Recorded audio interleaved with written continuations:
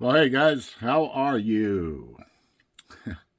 um, I'm going to keep this video kind of in the same line. You know, Chris had just recently posted the video about Mindspeak, and he has this coming Friday on the Eye of Jupiter. He's going to be live, and I guess part of the discussion is going to be Mindspeak. At least that's what it's titled as.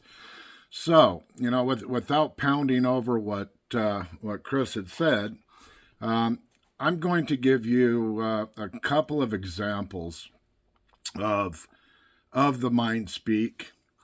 And the first time it happened to me, I didn't even know it was happening. I had no idea what it was. Um, so I'll just get into it. In 2017, when I first started doing, was out in the field doing this. I think it was like my second trip out. This would have been August of 2017. I went down into what I refer to as Squatch Valley, looking for, for signs of Bigfoot. I had no idea what I was doing. I had no idea what I was even getting into, other than I had the time to disperse and do this with. Being retired. So I go down in this old growth valley, and it's just got this cathedral feeling down there, the spirituality. You could just feel this intense energy down there.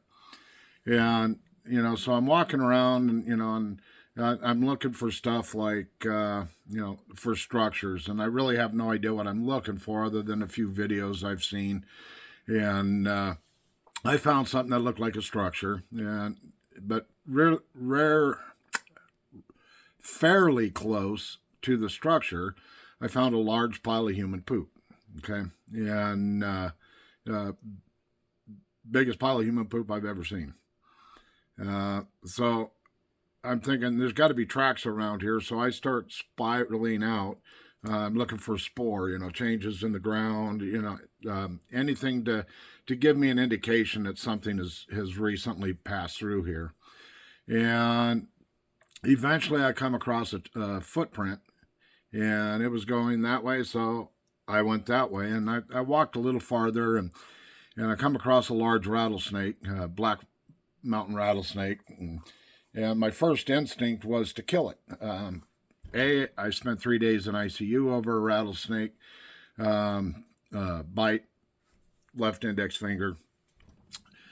But that's not why. I love eating rattlesnake. I've been eating rattlesnake almost my entire life. Whenever I'm out in the wild, I come across a rattlesnake. It's just like a little treat for me. So anyway, I see this rattlesnake, just kind of minding my own business, and and I'm looking at him, and I'm like going, oh, dinner. And okay, so this is kind of how the conversation went on in my head. Why do you want to kill him? Well, because I like the way they taste. Well, look at how big he is. Yeah, he is big, and that's going to be a lot of food. Well, what gives you the right to take his life? This is his home. He lives here. You don't. So I'm having this conversation going on in my head, but I can't understand why I'm having this, moral dilemma is actually what I thought was going on at the time.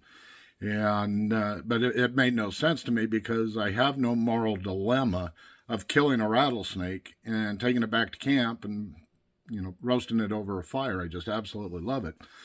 But so I'm having this conversation going on in my head, and I can't wrap my head around why it's happening. And so I had some stuff happen immediately after that I still hadn't put two and two together. And so that was the first time. And at this point in time in my experiences, I don't know that it's Mindspeak. I haven't put that together. So the following year, I go up to Squatch Camp. I'm going up for a couple of days. And I had just been up there, been home for 2 days, went back up. I get in my head, leave now, not safe. What do you mean, leave now, not safe? What's that about? And, so that was the first time I thought, well, maybe they're talking to me in my head. Yeah, I said, what do you mean not safe? Is there a stupid human around here? Is there bear mountain? What is it? Leave now, not safe. They didn't tell me why. They just said, leave now, not safe. So that's what I did. Turned around and went home. Never unpacked the truck. That night, my blood pressure shot up like 217 over 124, or some ridiculous high number like that. I had that happen when I was at 7,600 foot altitude versus the 1,400 foot altitude where I lived at the time. Who knows what would have happened? How did they know that was going to happen? I don't even know that they knew that was going to happen. But you start getting enough of these experiences, it's like, well, maybe they know something I don't know. Next time, it had to do with. Was at a place that I now call Coyote Camp, and I'm giving you the big examples. So I'm over at this place I call Coyote Camp now because of this incident. I go for a walk on a Thursday. I was expecting my son to come in that day. I've been up there for a few days. And I kind of get directed to go into this other campsite, and I do, and there's a bunch of cut and stacked firewood there. And from elk hunters the season before, and I know it was the season before because I cut through snowdrifts getting in there. Nobody had been back there, and the roads have been closed. So I oh, look at all this firewood. I'm going to go get my truck. And I immediately get, you need a fire tonight. I'm like, I don't want a fire tonight. I'm going to sit in the dark with you guys. And so I go back to the camp, I get my truck, I get back up there, start loading it up, and then I get it again. You need a fire tonight. I don't want a fire tonight. So this kept going on throughout the day. When I unloaded the truck, I got the fire pit set up for a fire in case my son came in that night with the grandkids, and then it's camping time and not squatching time and fire, the whole 9 yards. So bottom line is, as the night progressed, the afternoon progressed, they started getting a little more stern with the message. You really need a fire tonight. I don't want a fire tonight. I'm being pig-headed. So after this goes on for a while, and it's dark, and I'm having, a little bit of activity, back behind me this way, I hear a pack of coyotes about a quarter mile off, going into a frenzy. And then right after that, this direction, another pack of coyotes, quarter mile off. This way, another pack of coyotes. So I had 3 packs of coyotes that were really going into this torrent. And so it was, all right, I'm going to pay attention a little bit now, but I'm still not lighting a fire. And I got told, get out your weapons. All I carry is knives. So I got my 2 combat knives out of the truck, and and I got to the point where I was standing there with them both unsheathed, thinking to myself that my son's going to pull up, I'm going to be covered in blood, and there's going to be a stack of pelts next to me because that's how close these coyotes were getting. And finally, I was like, all right, I get it. And so I went and put about a quarter gallon of gasoline on what I'd already set up for the fire. Now, mind you, there's a big fire pit out in the middle of a big open field, no, dirt everywhere, no risk of anything catching fire. But so I put about a quarter gallon of gasoline on there and got a stick with gas on it, lit it, threw the stick, and in it went. And when that poof went up, that fireball, I saw no less than 40 dogs in my area. And I was like, oh! And so I turned the stereo on and, started making all kinds of noise, and they went off doing whatever they decided to go do. How did they know that I needed a fire that night? Why was I being told that?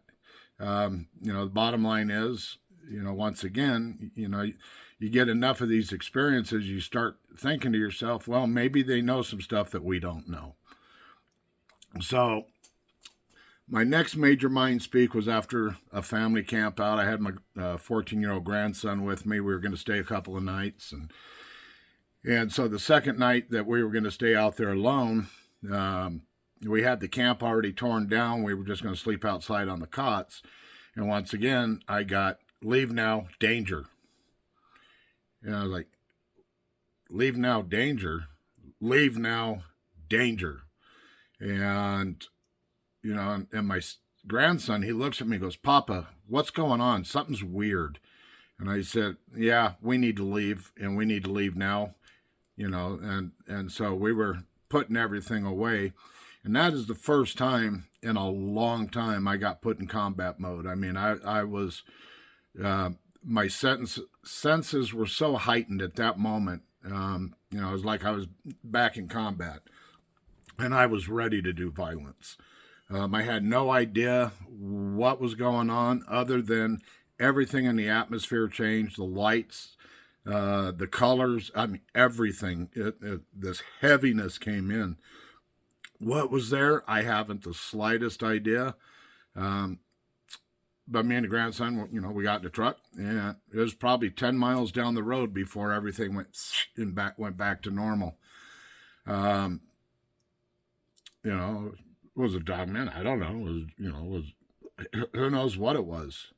Other than, I was given the warning, and so I have learned to take heed to the warnings that I get from them, and that's really the only 3 warnings like that I've gotten, as far as my safety up there in the mountains. There's been all kinds of different things that's been communicated, and it's always real simple, and it's very few words. I got some people that talk about, I had a half-hour long conversation with one. No, you didn't. They don't do that. It's real simple. It's to the point, and a lot of things is, there's other things out there that can communicate with you. And if you are, in the mindset that, all I want to do is communicate with you, you don't know who you're communicating with. If you got the forest people standing around you and you're not getting anything, but, you're sitting in the comfort of your living room or your bedroom, and you're having half-hour long conversations on the phone, or you're on the phone with somebody else and having half-hour long conversations, it's not the forest people you're talking to. So just be careful. If there is so much to this. It's not like I go out there or we go out there blindly, and everything is the Bigfoot. It's not the case. We're in the middle of the forest. There's wild animals out there. There's bears, there's mountain lions, there's bobcats. There's all kinds of wildlife out there, and all kinds of things make all kinds of noises. Just for an instance, one of my audio videos I just posted up that, I thought something was whistles because I thought I had done enough investigating in birds that make noise at night up here, and one of you guys out there, you pointed it out, and I'm like, well, all right, that's what that was. Now, with that being said, the clicks that were prior to that, absolutely 100% was the forest people. And I will be posting more audio here before too long, but let me digress back to what I was talking about. The communications are not all the time. They do what they do when they do it. And, what I've learned over the last 8 years, close to 14,000 hours out in the field with them,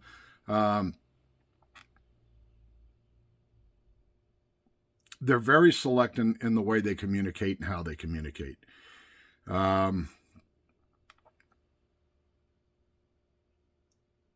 I just lost track. I hate when that happens. Anyway, this is dragging on. I don't want to make it too long, but it's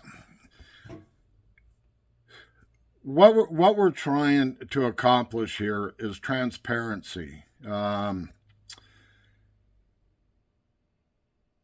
To do what we're doing in the way that we're doing it, integrity, honesty, it has to be at the forefront.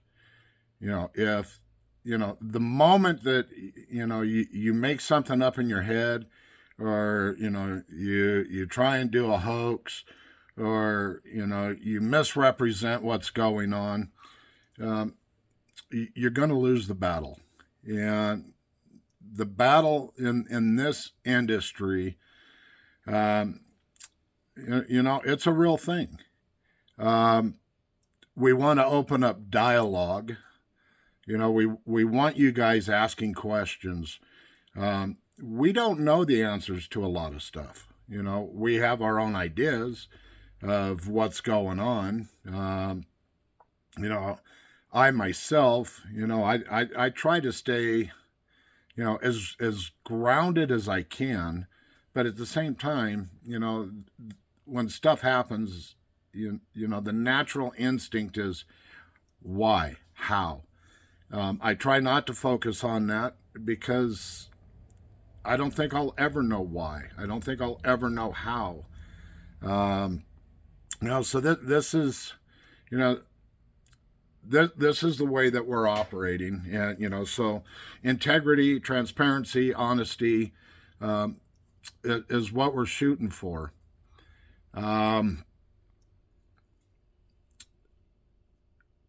I was going to make another video about this, but being I've already gone over my 10 minutes by almost 7.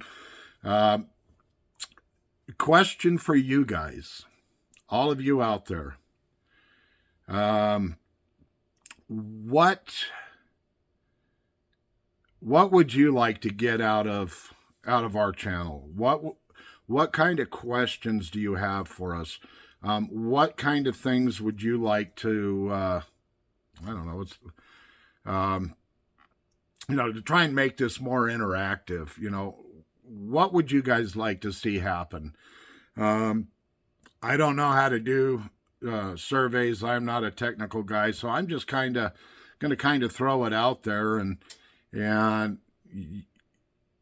you guys tell us what you would like to know about, what you guys would like to hear us talking about. Because we're very well-rounded. Our experience level is I can't speak for everybody out there, but I don't know too many people that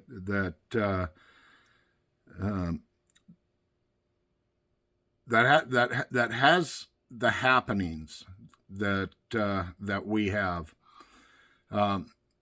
So ask your questions. Let us know what you'd like to see, what you think would be beneficial. Because this isn't about us. This is well, it is about us and our experiences, but it's for you guys. It's for you to ask the questions. It's for you to, maybe compare notes to experiences that you've had.